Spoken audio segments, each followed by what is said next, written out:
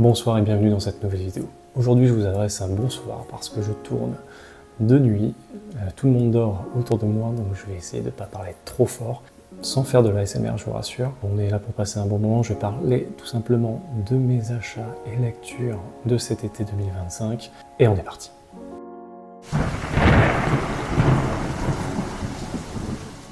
Beaucoup de comics, beaucoup d'urban. Je commence avec Batman et Robin, année 1, de Mark Waid et de Chris Samnee. Mark Waid, c'est un scénariste que j'aime beaucoup. J'avais adoré son Superman Origins que j'ai juste là. Je vais d'ailleurs en toucher un petit mot rapidement avant de revenir sur Batman et Robin, année 1. Donc Superman, les origines, on suit un Clark Kent de Smallville à Metropolis. Et ça, c'est vraiment un récit que j'ai beaucoup aimé, surtout quand on découvre Clark Kent mener des investigations avant même d'être Superman dans divers pays. Et là, ça le forge, ça nourrit en lui cette soif de combattre l'injustice et de protéger la population terrienne. Et oui, un homme sans frontières pour le coup. Et un peu plus tard, on va le retrouver bien sûr en tant que Superman à la Metropolis avec des scènes cultes comme le fameux passage obligatoire avec la rencontre avec Lois qui tombe bien sûr d'un hélicoptère. Donc ça c'est une œuvre marquante que j'aime beaucoup et que j'ai relu. Ça j'adore. Je fais un grossier résumé, pourquoi pas un jour faire une vidéo plus complète sur le sujet. Mais là je vais pas trop m'attarder sur les titres. Je reviens sur Batman et Robin, année 1. Donc Mark Waid, Chris Samnee au dessin, un dessin que j'aime beaucoup parce que bien sûr il se rapproche de Batman, la série animée de 1992, qui fête tout juste ses 33 ans d'ailleurs. Et voilà, magnifique édition avec ce fameux dos toilé, donc très très joli. Franchement, Urban, ils sont en train de s'amuser à varier leur direction artistique. J'aime beaucoup. Donc là, on suit Robin qui vient de perdre ses parents. Il est tout juste adopté par Batman depuis quelques mois. Batman qui le forme en tant que partenaire. Et la dynamique du duo est vraiment cool à suivre parce que Robin est différent de Bruce Wayne. Il est différent dans le sens où il est plus jeune, plus fougueux, plus téméraire. Et c'est vrai qu'on voit un Batman qui s'inquiète, qui a peur pour son partenaire. Mais à la grande surprise, il s'en sort super bien. C'est un vrai plaisir de lecture. On suit les deux justiciers mener l'enquête contre la mafia de Gotham. On retrouve Gordon qui vanne un petit peu sur la jeunesse du gamin. Le personnage de Dick Grayson est très intéressant. Il a son propre ressenti sur son vécu, il n'est pas Bruce Wayne, et ça j'ai beaucoup aimé. Donc je l'ai mis dans ma pile à lire, je l'ai lu d'une traite en un soir, j'ai adoré. Donc vivement la suite, Batman et Robin 1 et 1. Entre le travail de fabrication, l'histoire, ça vient sur un véritable... Je reviens aux origines de Superman avec Superman Origins Secrète, réédité en paperback, fameuse édition d'Urban Comics, en format souple, 20 €. J'ai beaucoup aimé, en 2009, et c'est une chouette histoire de Geoff Johns et Gary Frank au dessin. Gary Frank au dessin, c'est rien que pour lui, on peut foncer sur le bouquin. C'est une œuvre superbe, avec, on reprend les traits de Christopher Reeves, de Superman de 78 à 87. On a bien sûr ce passage iconique de l'arrivée de Superman à Metropolis qui sauve Lois Lane du vide avec le fameux hélicoptère. J'ai vraiment passé un bon moment de lecture. L'édition, on a droit à une frise chronologique, ça nous permet de nous repérer dans la continuité, ça c'est chouette aussi. Nous avons donc les différents issues qui sont sortis, il y en a 6. Voilà, on part de l'enfance de Smallville à comment il a découvert ses pouvoirs, donc il y a plein de choses avec Lana Lang qui sont chouettes aussi, Lex Luthor aussi, son ascension pour devenir ce sociopathe. Les dessins de Gary Frank, c'est... Voilà, Gary Frank. Super lecture.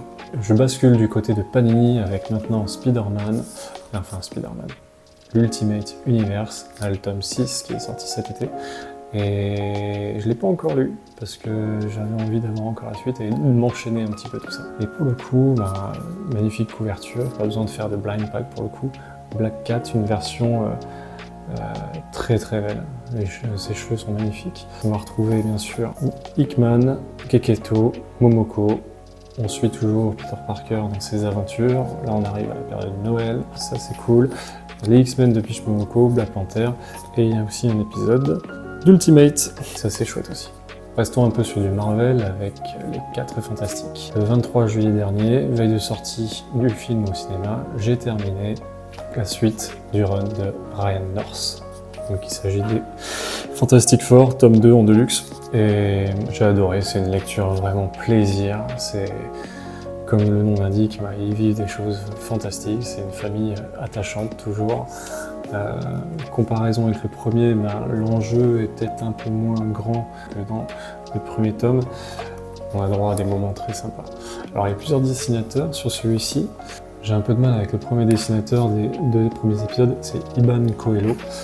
Je suis pas du tout fan de sa manière de dessiner la chose par exemple.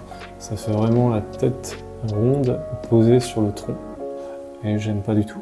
Je trouve ça trop cartoon. Et dans cet épisode, c'est pas celui que j'ai préféré. Il y a une histoire de monde parallèle avec les dinosaures. Donc on a Iron Man, Captain America en dinosaure. Je vois là.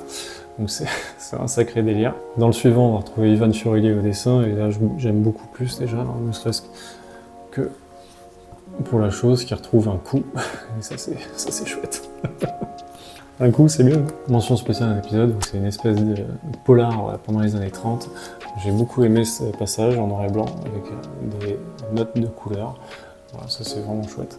Voilà, les 4 Fantastiques. Voilà, je l'ai fini juste avant d'aller voir le film. Le film, je l'ai vu le jour J. Qu'est-ce que j'en ai pensé? Au passage, mon avis. J'ai aimé le fait que ce soit un film indépendant, même si c'est le 37e film du MCU. Voilà, c'est un film indépendant des autres. On n'est pas obligé d'avoir vu plein de films avant. Ça se passe vraiment dans un monde à part, hormis bien sûr la scène post-générique. Première heure, on découvre ce nouveau monde, ce fameux monde rétro-futuriste. Ça, j'ai vraiment aimé cette ambiance, le fait qu'on passe les origines des 4 Fantastiques sur 10 minutes, c'était très bien. La deuxième heure, un peu plus convenue, la recette Marvel. Et ils m'ont encore mis un bébé en CGI là-dedans, et franchement, arrêtez les mecs avec ça, ça me sort du film. Enfin, on verra ce qu'il adviendra pour les prochains Avengers. Là, il n'y a plus de films de super-héros avant 1 an, je crois. Donc, on est plutôt pas mal. Je reviens sur du urban avec du grand format avec Rook Exodus tome 1. Donc là, avec Jeff Fabok au dessin, et quel dessinateur, la vache. Franchement, le tome 2, je pense qu'on peut attendre au moins 2 ans de l'avoir quand on voit le détail du dessin, le travail fait dessus. Je peux même prendre juste une planche au hasard sans spoiler. Voilà, ça c'est ouf. Ça c'est ouf. C'est du post-apocalyptique. Très simple, la Terre se meurt, les riches, les puissants sont partis sur une autre planète qu'on a terraformée. Pas de bol, ça part un peu en cacahuète.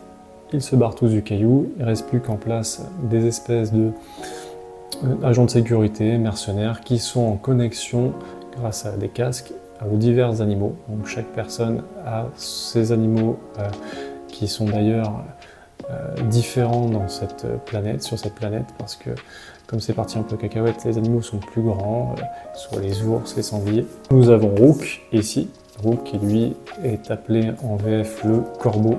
Alors j'ai beaucoup pensé à The Crow par rapport à ça. Rook, c'était son prénom, c'était très bien, Rook. Bref, lui son truc, c'est les corbeaux. Et justement, il y a une espèce de côté évolution par rapport à la relation qu'il instaure avec ces fameux corbeaux, à ce qu'il peut faire avec, et ça c'est vraiment cool. Donc là pareil, 6 chapitres. Planète F du système Kepler, rachetée par Better World 2152, rebaptisé Exodus 2153, colonisé en 2159, panne du Terraformer 2170, évacuation 2071. Voilà comment le contexte est posé pour le coup. Avec des dates, ça enchaîne. Un personnage un peu anti-héros, je trouve, parce qu'il est plus dans l'esprit d'échapper à cette planète, donc il s'embête à construire des fusées, à essayer de construire une fusée. Bon là, c'est pas la sienne. Il forme un duo avec une personne qui qui est connectée à des loups. Franchement, charisme de malade. Par contre, quand je vois certains dessins, dont un en particulier en fin de bouquin où vous avez des illustrations qui sont plutôt sympas, dont une qui date de 2022. Donc j'espère qu'on va pas attendre 3 ans pour la suite. Mais oui, je me suis installé sur Exodus parce que je voulais reprendre le contrôle de ma vie, mais il n'y a plus rien de contrôlable ici. Voilà, Urban, donc ça fait partie de l'univers Ghost Machine, mais c'est indépendant, il n'y a pas besoin forcément de lire fameux tome de... J'ai un trou. Geiger, je crois, et puis le pirate, là, Immortel. Gros trou de mémoire, veuillez m'excuser. Mais oui, ça c'est super, et en grand format, c'est un vrai plaisir de lecture. Je reste sur du Urban, et là, pour le coup, c'est des lectures que je n'ai pas lues, donc je vais les présenter rapidement. La nouvelle série de l'Energon Universe, G.I. Joe, l'attaque du Cobra. Donc là, premier tome de cette série annoncée. J'ai bien sûr lu les tomes qui sont dédiés aux personnages de Duke, de Cobra Commander, de Destro et de Scarlet. Donc là, j'ai hâte de découvrir cette série, de tout simplement me plonger dans cet univers, parce que j'aime beaucoup l'Energon Universe. Pour rester dans l'esprit de l'Energon Universe, j'ai aussi pris le tome 3 de Transformers. Transformers, franchement, c'est une histoire qui déchire. J'ai même pas parlé de ceux qui travaillaient sur le G.I. Joe. Il y a Joshua Williamson et Tom Reilly. Donc voilà, pareil, deux artistes très connus. Avec ici Transformers, Daniel Warren Johnson toujours, et là George Corona, Jason Howard pour le coup. Et hâte de lire la suite. C'est toujours autant blockbuster. Là je prends une page au hasard. Après le souci que je peux avoir et rencontrer avec Transformers, c'est que des fois j'ai du mal à reconnaître un petit peu les Autobots. Avec Transformers, que ce soit Decepticons ou Autobots, c'est un vrai plaisir de lecture, ce blockbuster, c'est cool quoi. Et voilà, j'ai hâte de me faire la suite. Et là, vous me voyez venir, j'ai acheté aussi le tome 3 de Void Rivals. Hop, avec sa couverture très très belle, cette couverture alternative. Franchement, je la préfère largement à celle qui est basique entre guillemets. Darak et Sulila. Hâte de voir la lumière de Zerta. Donc là, nous avons ici au scénario toujours Robert Kirkman, donc le papa de Walking Dead Invincible, donc qui chapeaute normalement l'ensemble de cet univers. Donc là au dessin, Lorenzo De Felici, que j'adore, qui a travaillé sur Chroma. Et ça c'est cool parce que c'est toujours le même dessinateur. Hâte de lire la suite. Voilà, chapitre 14. Ouais, voilà, ce duo on s'attache. Ennemi, est-ce que c'est de l'ennemi to lovers? On verra. Super histoire Void Rivals. Alors j'ai hâte de voir comment ça va se passer quand tout ce monde-là va se retrouver. Mais ouais, trop cool comme univers.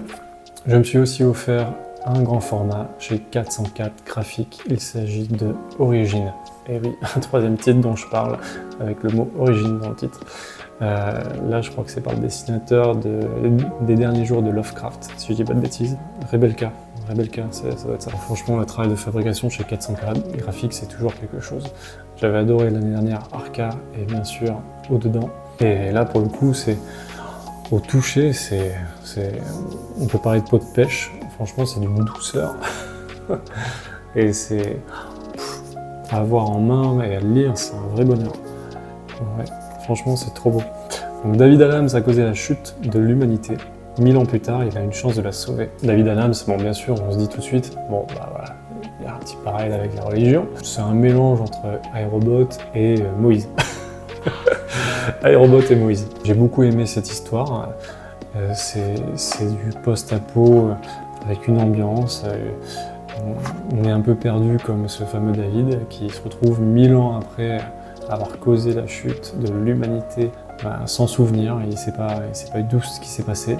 C'est juste une intelligence artificielle, une espèce de robot qui l'accompagne pour découvrir comment sauver l'humanité. Hop. Alors, une petite pensée pour La planète des singes, Charlton Heston, 1968, 66. Je sais plus. En plus de l'histoire, les dessins, c'est un gros point fort. J'ai passé beaucoup de temps à regarder. J'ai contemplé, j'ai tourné les pages gentiment. C'est un vrai plaisir de lecture. C'est un monde qui est dangereux parce que les plantes sont constituées de mémoire de nanotechnologie. Franchement, je l'ai lu dès sa sortie, donc ça fait quelques temps déjà. Il faudrait que je me relise. Et ça, j'avais envie d'en parler parce que c'est un de mes coups de cœur de l'année. C'est un de mes coups de cœur de l'année, quoi. Il y en a eu quelques-uns, mais là, franchement, C'est top, c'est top. Il y a une histoire de boucle qui est bouclée aussi. Enfin voilà, du post-apo intelligent et avec bien sûr un parallèle biblique. Lisez Origine à l'occasion. Je reviens sur du Urban. Urban nous a sorti une édition pour DC Prime. Il s'agit de Batman Ghost of Gotham. Alors sur les trois, entre le Superman et la Justice League, j'ai pris que celui-ci. Parce que celui-là, il fait partie bien sûr de la continuité Detective Comics, mais on peut sauter dessus sans avoir lu ce qu'il y a avant, quoi. Il y a juste Damian Wayne en Robin, on retrouve Barbara Gordon en Oracle, alias Batgirl. Mais ça, franchement, on est au courant depuis longtemps, il n'y a pas besoin d'avoir lu les comics avant. C'est une nouvelle enquête. Batman enquête sur un serial killer, un nouveau psychopathe en ville. Il y a peut-être un lien avec les fantômes de son passé, les fantômes de la famille Wayne, parce qu'on a quelques flashbacks où on voit les parents de Bruce. C'est un Bruce Wayne qui se rend compte de sa mortalité, il est vieilli, donc il est un peu plus lent, c'est un peu plus douloureux pour s'en remettre. Il se questionne sur son avenir, et j'ai adoré ce premier tome, j'ai hâte de découvrir la suite. Tom Taylor au scénario et Michael Janin au dessin. C'est un super dessinateur.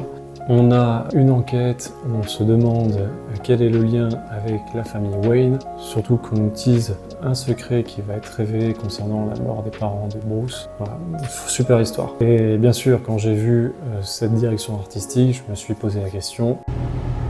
Il se fait en noir, ce modèle? La réponse est non. Voilà. Tome 1, Clémence et Châtiment. Vivement la suite, j'ai adoré. Je crois que c'est en 6 chapitres aussi. Oui, c'est en 6 chapitres aussi. 6 chapitres aussi, et pareil, je l'ai lu en une soirée, j'ai dévoré le bouquin, j'ai adoré.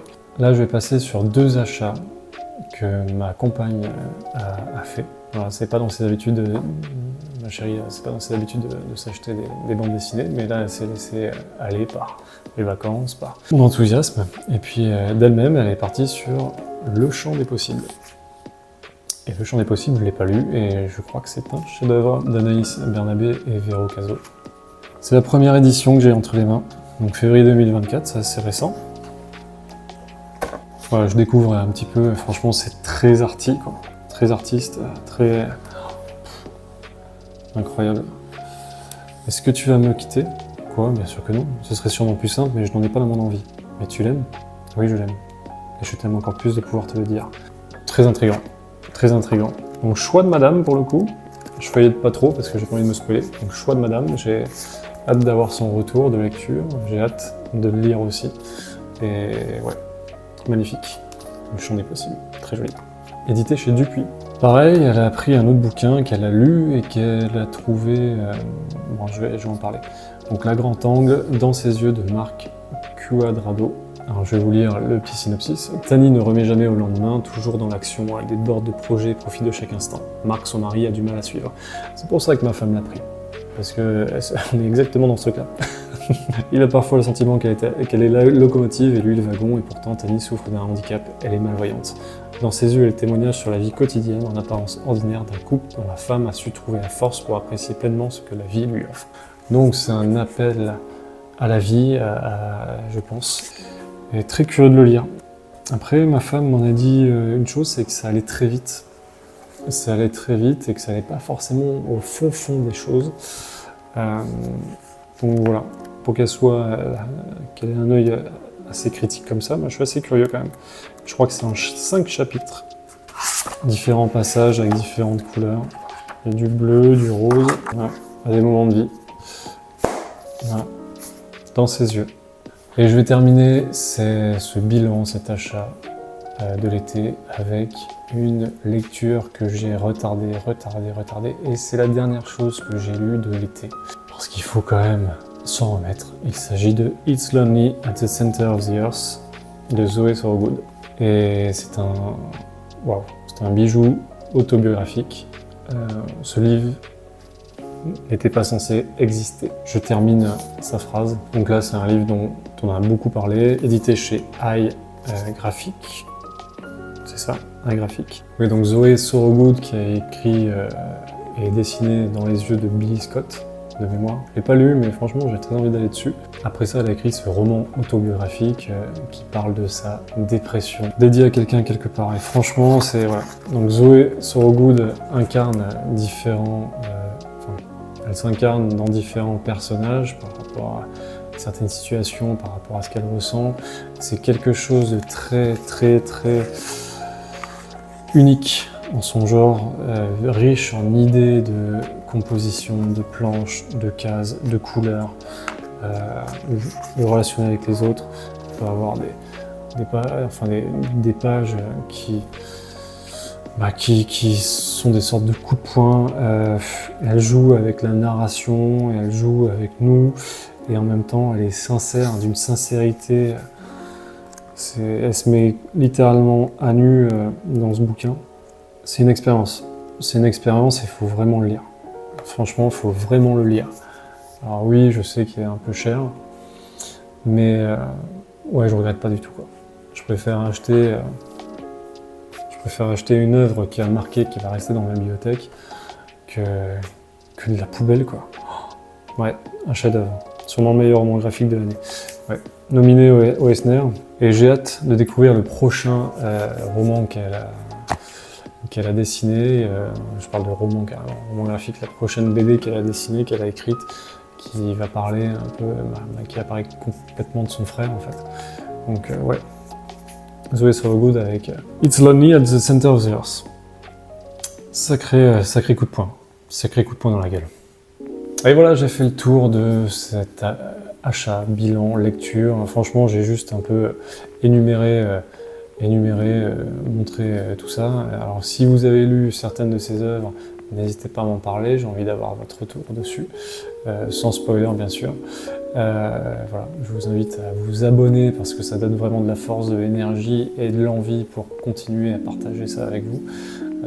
Ça met en avant aussi la vidéo, donc si ça vous a plu, pas hésiter à liker, partager, parce que c'est ce qui va aider à ce que la vidéo soit visible. C'est vrai que beaucoup de vidéastes, que ce soit lecteurs, créateurs de contenu, etc., le disent. En fait, je comprends qu'avec le temps, effectivement, c'est primordial pour pouvoir faire vivre une vidéo. Donc merci pour ça. J'espère que le ton un peu nonchalant, monotone, vous a pas trop endormi. Je pense que si, c'est le soir, c'est comme ça. C'est un essai. Je vous remercie d'être resté jusqu'à la fin. En tout cas, je vous dis à la prochaine.